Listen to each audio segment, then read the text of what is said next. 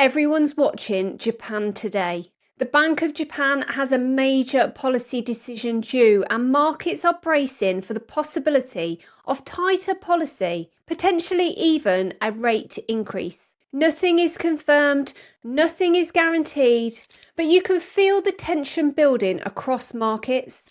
And whenever that happens, when everyone suddenly locks onto one event like it's going to decide the future, it's usually a sign that positioning has already started long before the headline drops. That's what I want to talk about today.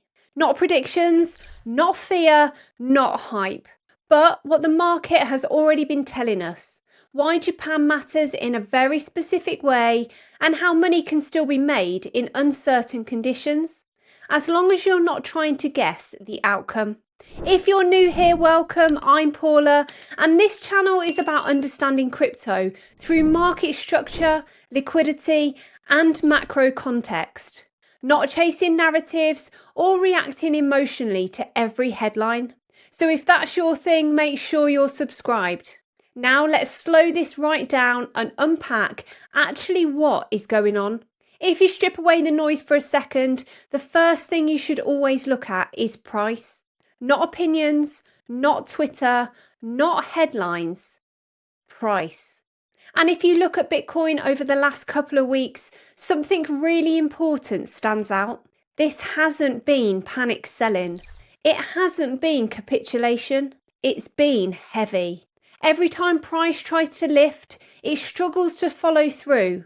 Rallies fade quickly, momentum stalls, and Bitcoin just sort of drifts lower without urgency. That kind of price action doesn't usually come from fear, it comes from preparation.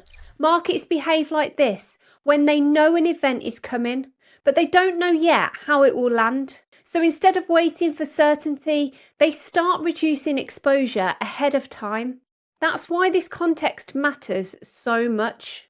Because if the Bank of Japan decision today was truly a shock, we wouldn't see this kind of behaviour beforehand. We'd see the reaction after. Instead, price has already been doing some of the work.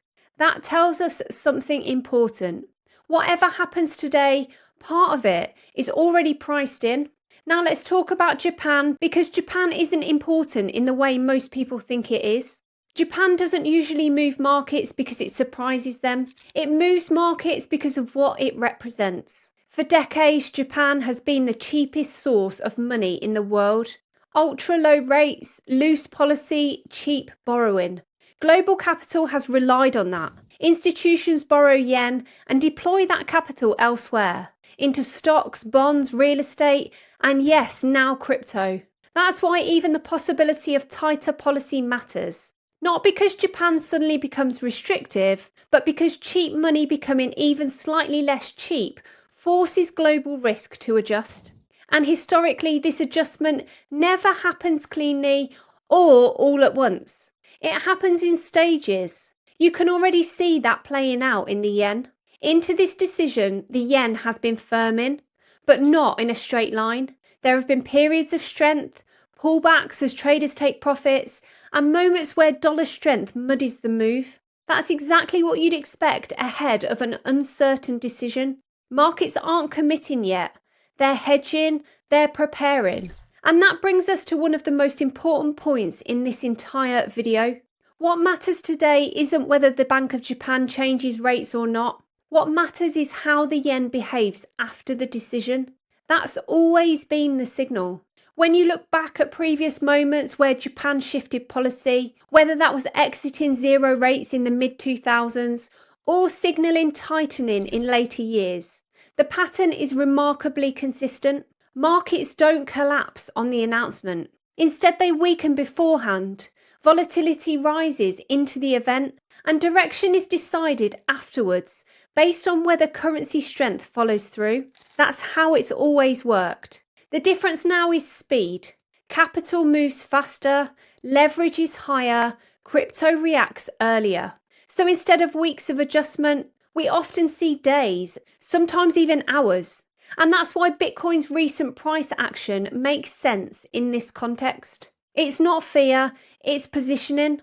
Now from here, there are a few ways this can realistically play out. and none of them are as dramatic as social media would have you believe. One possibility is the Bank of Japan signals tighter policy and the yen strengthens after the decision. If that happens, it tells us markets believe liquidity is genuinely tightening. In that environment, risk assets usually feel pressure. Bitcoin can dip lower, altcoins tend to underperform, and sentiment gets uncomfortable very quickly. But here's what history shows us. These moves are rarely long-lasting. They're sharp, emotional, and designed to flush weak positioning. They scare people out at exactly the wrong time, and then quietly, stronger hands step in. That's not optimism, that's pattern recognition. Another outcome, and one that's surprisingly common, is that markets have already priced in too much. The decision lands, expectations are met or softened, and the yen fails to follow through. It stalls or it weakens. And when that happens, something interesting occurs. Risk breathes. Shorts get nervous, Bitcoin reclaims levels. Relief rallies appear when people least expect them. This is why trading headlines is such a dangerous game. Because the move isn't about what happens, it's about what the market does with that information.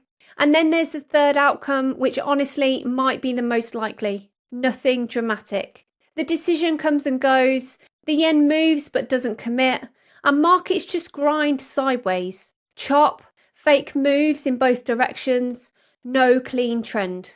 This is the environment most people hate. But it's also the environment where disciplined traders quietly do well, because they're not chasing direction, they're managing risk. And this is where I want to zoom out for a moment, because uncertainty doesn't stop money being made.